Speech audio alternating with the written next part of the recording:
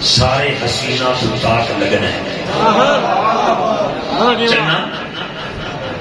چنا سارے حسینہ تو تاک لگنا ہے جنہ بھی سونا ہے پر تو یارا نبی دے جوڑے دی خاطر چنا سارے حسینہ تو تاک لگنا ہے پر جنہ بھی سونا ہے پر تو یارا نبی دے جوڑے دی خاک لگنا ہے۔ مجھے یاد ہے 14ویں رات کا چاند تھا، مجھے جوہر پہ تھا، تو میں اور ناصر شاہ صاحب 25-26 دنوں کے لیے مدینہ منورہ میں موجود تھے۔ میں نے شاہ جی کو ڈھونڈا اور چاند کو دیکھا تو میں نے کہا شاہ جی آج چاند پورے جوہر پہ ہے، کوئی شعر ہی سنا دیں۔ اعظم قادری آ گیا، شاہ صاحب نے چھٹ دی تھی نا، انہیں پتہ نہیں کیا، میں نے کہا خالق سے کوئی اور ادا مانگ رہا ہے، دیکھو تو ذرا چاند کو کیا مانگ رہا ہے۔ خالق سے کوئی اور ادا مانگ رہا ہے، دیکھو تو ذرا چاند کو کیا مانگ رہا ہے۔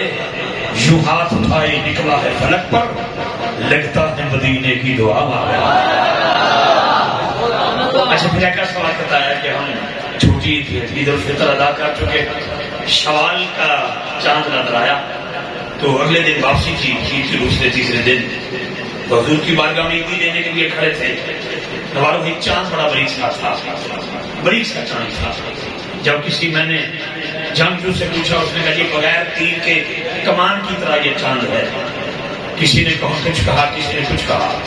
میں نے ناصر شاہ صاحب سے پوچھا ایسے ذرا چس رہی ہے، میں نے شاہ جی سے پوچھا، میں نے کہا شاہ جی 14ویں کے چاند کی بات آپ نے کر دی، آج چاند بڑا بریک سا ہے، اس کی تھوڑی سی وجہ میں نے کہا شاہ جی آپ بتائیے۔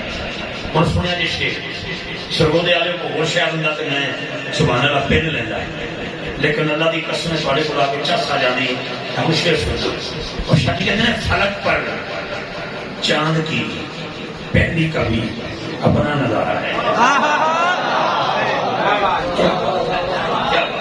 فلک پر چاند کی پہلی کبھی اپنا نظارہ ہے، جہاں سمجھا کسی نے یار کا ابرو سنوارا ہے۔ پر چاند کی پہلی کبھی اپنا نظارہ ہے، جہاں سمجھا کسی نے یار کا ابرو سنوارا ہے۔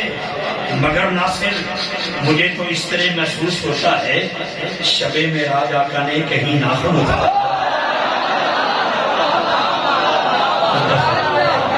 شب معراج آقا نے فلک پر چاند کی پہلی کبھی اپنا نظارہ، فلک پر چاند کی پہلی کبھی اپنا نظارہ ہے، جہاں سمجھا کسی نے یار کا ابرو سنوارا ہے، ابرو سنوارا ہے۔ مگر ناصر مجھے تو اس طرح محسوس ہوتا ہے شب معراج آقا نے کہیں ناخن اتارا۔ فلک پر چاند کی پہلی کبھی اپنا نظارہ ہے، جہاں سمجھا کسی نے یار کا ابرو سنوارا ہے۔ مگر ناصر مجھے تو اس طرح محسوس ہوتا ہے شب معراج آقا نے کہیں ناخن اتارا۔